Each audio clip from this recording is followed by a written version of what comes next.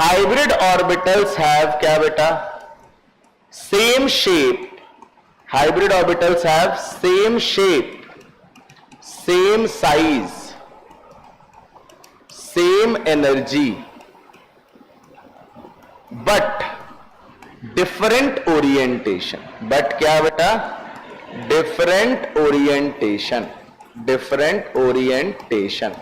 जैसे मैं एक एग्जांपल देता हूं कि एसपी बनाना है मुझे, तो आपने एक एस लिया था, एस ऐसा होगा, एक पी लिया था, पी ऐसा होगा. ये जब इंटरमिक्स करेंगे तो हाइब्रिड ऑर्बिटल का शेप हमेशा ऐसा होता है. मतलब चाहे किसी का भी हाइब्रिड ऑर्बिटल हो, हाइब्रिड ऑर्बिटल का जो शेप होता है वो आपको ऐसा ही देखने को मिलेगा, या तो ऐसा या ऐसा और या सिर्फ ऐसा.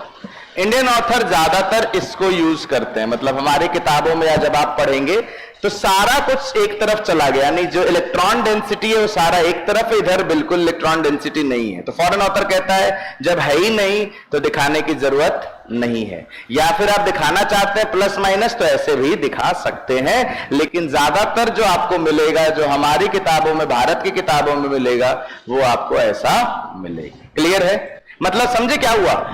अब आप ये समझिए, अगर एक एस और एक पी मिला तो कितने हाइब्रिड ऑर्बिटल बनेंगे?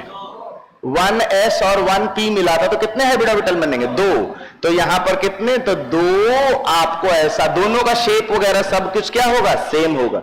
तो ये भी एक sp और ये भी एक sp, तो कितने sp? 2 sp हाइब्रिड ऑर्बिटल मिल गए. समझ गए? और इसीलिए जब हाइब्रिडाइजेशन होता है तो आपका बॉन्ड स्ट्रेंथ वगैरह सब मजबूत होता है, क्योंकि सारा का सारा इलेक्ट्रॉन डेंसिटी एक तरफ, दूसरे का भी सारा का सारा इलेक्ट्रॉन डेंसिटी एक तरफ. कल मैंने कंपटीशन के लिए जब वो बात बता रहा था कि एस और पी में जब कंपटीशन होगा तो डायरेक्शनल कैरेक्टर के बेसिस पर जीतेगा अगर साइज सेम होगा, लेकिन क्यों जीतेगा वो भी शायद मैंने आपसे चर्चा करा था. और यही फायदा है उस चर्चा का कि मैं जब जब ऐसी बात करूंगा तो मुझे ज्यादा कुछ समझाने की जरूरत, कहानी सुनाने की जरूरत नहीं पड़ेगी, क्योंकि सारा खेल ऑफ इलेक्ट्रॉन डेंसिटी. सारा खेल किसका है? जितना इलेक्ट्रॉन डेंसिटी सारा एक तरफ, दूसरे का भी सारा एक तरफ, तो ज्यादा ज्यादा तो ज्यादा, और ज्यादा मिलेगा तो बॉन्ड स्ट्रेंथ मजबूत होगा. और सारा खेल किसके लिए? स्टेबिलिटी के लिए. स्टेबिलिटी कौन बढ़ाएगा? Bond strength. तो ये सब लूप है. आप उसको जहां से शुरू किया वहां से अगर हर बार हर क्वेश्चन को आप ऐसे ही सुनते समझते चलोगे तो चीजें आसान होंगी. बाकी आपकी मर्जी. तो हमको पता है सर एक एस कि 2 एस भी कर सकता है. एस एक ही है बेटा. एस कितना? एक. px, py, pz, any two, क्योंकि आपको 2p लेना. क्यों any 2? कौन बता रहा है? काहे कि तुम sp2 पढ़ रहे हो. तो कितना बनेगा?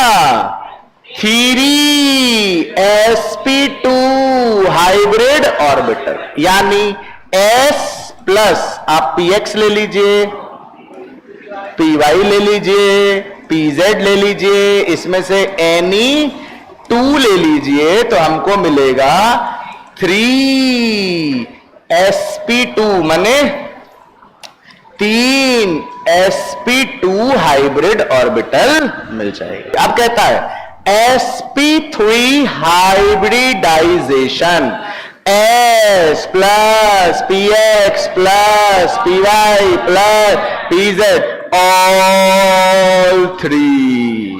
कितने 3? ऑल 3.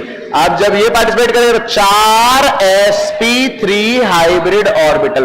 देखो सबसे पहले इंपॉर्टेंट, मैं बार बार कह रहा हूं, कौन सा ऑर्बिटल पार्टिसिपेट कर रहा है वो बता लोगे. sp में sp कोई भी p, sp2 में sp2 कोई भी p2, sp3 में sp3 सारे p3, क्योंकि कोई भी तो करने का कोई मतलब नहीं है. yes or no?